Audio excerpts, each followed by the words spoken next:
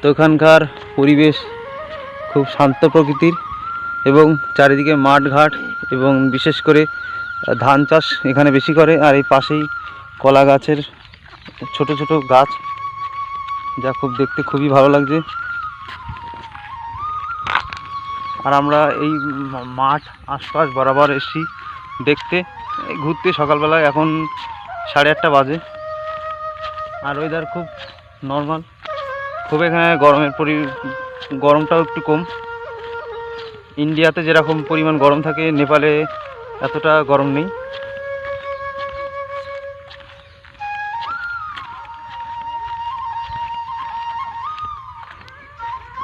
আর শস্যের গাছ তোমাদেরকে দেখাবো।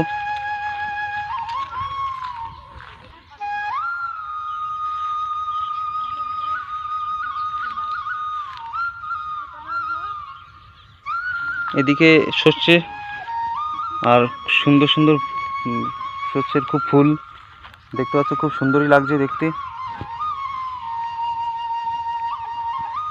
পুরো গ্রাম্য পরিবেশ, আর এখানে মানুষ চাষবাসের উপর নির্ভরশীল।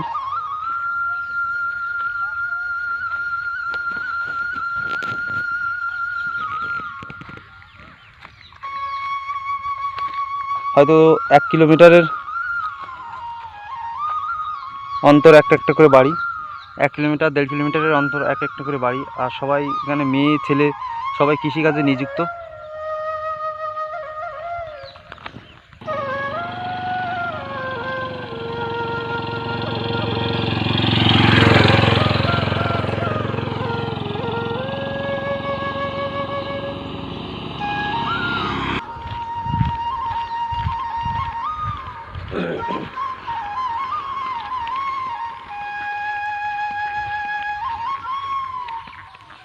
আর এখানে স্পেশালি সবই মাটির বাড়ি।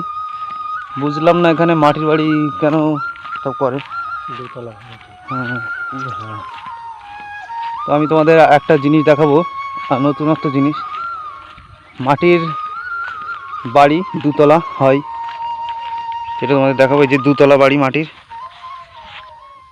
এই যে 2 তলা বাড়ি মাটির বাড়ি। আর এই জায়গায় দেখতে পাচ্ছ মোষ। প্রত্যেকটা বাড়ি বেশিরভাগ এখানে মোষই থাকে, যেটাকে হিন্দিতে ভ্যাস বলা হয়।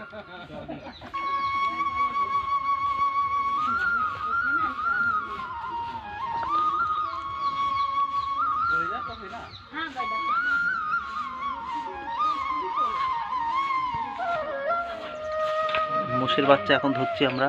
এই যে মোষের বাচ্চা, বয়স বেশি না।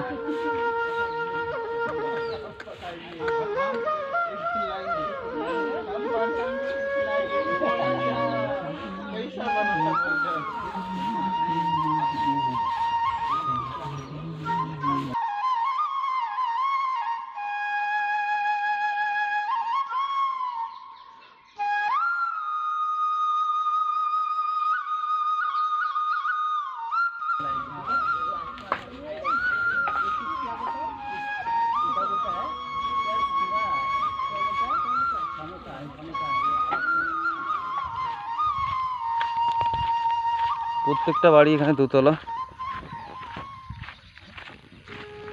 আর এখানে মোষ বেশি পালন করে মানুষ, গৃহপালিত পশু হিসাবে এখানকার মোষ প্রাধান্য দেয়। গরু এখন পর্যন্ত আমার চোখে একটাই দেখেছি, তাছাড়া দেখা যায়নি।